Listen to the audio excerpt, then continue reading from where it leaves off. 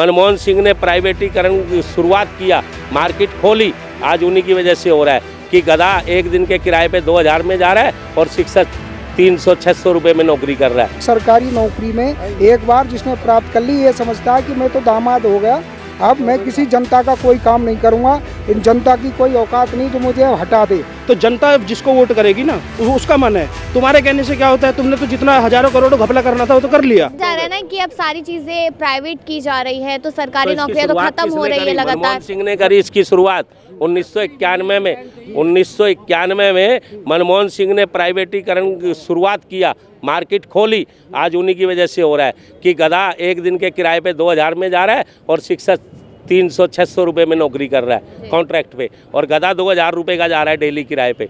तो ये किसकी देन है? बार बार बीजेपी के काम पर बात होती है। चलिए कांग्रेस नहीं पसंद आई, लोगों को बदल दी 2014 में, लेकिन हाँ मैं कह रहा हूँ, देखो बड़ी सीधी सी बात है, आज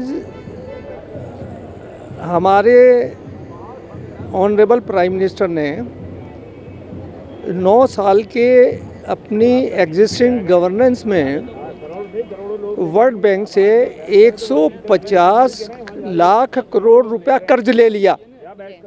नंबर 1, आई एम गोइंग, जो मैं कह रहा हूँ वो फैक्ट्स है, ऑन द रिकॉर्ड है।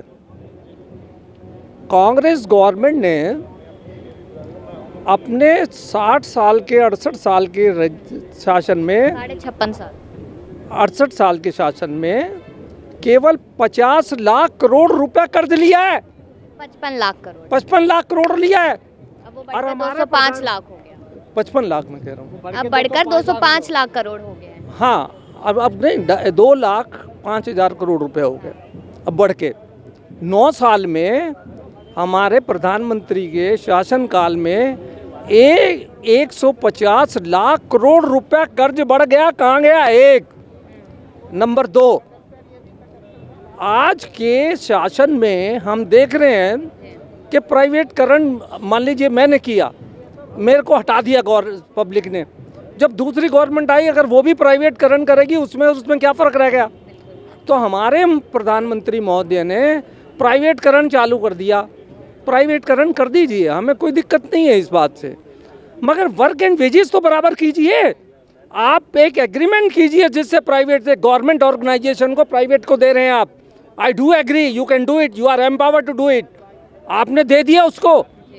मगर गवर्नमेंट में जो मिनिमम वेजेस है वो 20,000 रुपये है, और वहाँ जब प्राइवेट में चला जाता है उस आदमी को ना तो कोई पेंशन मिलती है, ना कोई प्रमोशन होती है, ना कुछ होता है, ना LTC होती है, और ना ही उसको उठा करके प्राइवेट में दे दिया जाता है। और वहाँ जा कर के महाशय जी बैठे हैं प्राइवेट में, वो 10,000 से ज़्यादा तनख्वाह नहीं देते, 12 घंटे ले रहे हैं, एक्सप्लॉयटेशन बढ़ रहा है। उसका जिम्मेदार कौन है? उसका जिम्मेदार कांग्रेस है या एग्जिस्टिंग गवर्नमेंट है? कौन है? देखो जिम्मेदार का ये जो 1-1 लाख रुपया तनख्वाह टीचर ले रहे हैं, वो 10,000 रुपये का भी काम नहीं करते, तो सरकार क्या करती? जब तो सरकारी हटा दो। किया ना, अब किया जा रहा है सरकारी, जब ही तो प्राइवेट किया गया। जिनकी 2 लाख रुपया तनख्वाह, 1.5 लाख रुपया तनख्वाह है, काम करके राजी नहीं। किस स्कूल में कोई पढ़ाने वाले टीचर के जाओ, बच्चा अपने आप खड़ा होके जैसे किताब को पढ़ना शुरू कर देता था, और ये टीचर का कोई दायित्व नहीं था कि इसे इंग्लिश से जो अनुवाद हिंदी में करके दिखाऊं या ग्रामर पढ़ाऊं या मैं। तो फिर सारी सरकारी नौकरियां खत्म हो जाएंगी? नहीं, ज़्यादातर होनी चाहिए। प्राइवेटीकरण बहुत ज़रूरी है, पर तनख्वाह उनके मतलब ठीक गुजारा चले ऐसा तो करना चाहिए, परंतु सरकारी नौकरी में एक बार जिसने प्राप्त कर ली ये समझता है कि मैं तो दामाद हो गया, अब मैं किसी जनता का कोई काम नहीं करूँगा, इन जनता की कोई औकात नहीं जो मुझे हटा दे। अगर प्राइवेटीकरण में ये है कि यदि आप जनता को अच्छी सुविधा नौकरी मिल जाएगी प्राइवेट, लेकिन तनख्वाह तो 10, 12, 15 हज़ार रहेगी। इतने में क्या होगा? महंगाई देखिए कितनी है। वो मैं कह रहा हूँ कि सरकार को ये नियम तो बनाना चाहिए कि प्राइवेटीकरण में भी अच्छी तनख्वाह जो है रख देनी चाहिए। पर सरकारीकरण जो फ्री की खाने वाले हैं, जो अयोग्य व्यक्ति हैं, वो जो जिन्हें लाखों रुपया तनख्वाह मिलती है पर वो 5,000 रुपये का भी महीने का काम नहीं करते, तो ये भी तो गलत है। देखो गलती दोनों उसमें ही है। अयोग्य व्यक्ति अगर जो जिसे मैंने ये देखा है कि क्लास में पढ़ाने वाले भी नहीं है, ऐसे भी टीचर भर्ती हो गए हैं जो A+B के होल स्क्वायर में भी जो अगर गलती करते हैं। मैं ये कह रहा हूँ, आज तुम गवर्नमेंट के स्कूल को भी कोई होता ना यहाँ पर, मैं उनसे पूछता कि 10-3 किसके बराबर होता है, तो शायद वो नहीं बता पाएगा। ऐसी हमने ये देखा है कि पर तनख्वाह उनको जो है लाखों में मिल रही है।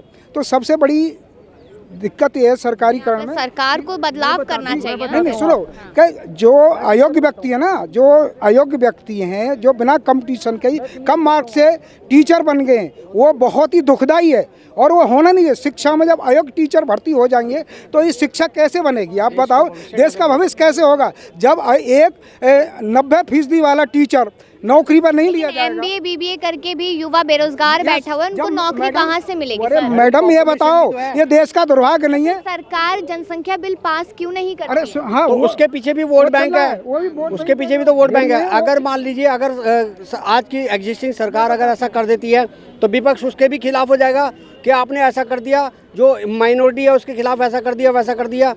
लेकिन विपक्ष तो जातिगत जनगणना की बात कर रहा है ना, तो क्यों नहीं करा रहे फिर? तो जातिगत जनगणना से कोई फायदा थोड़ी है।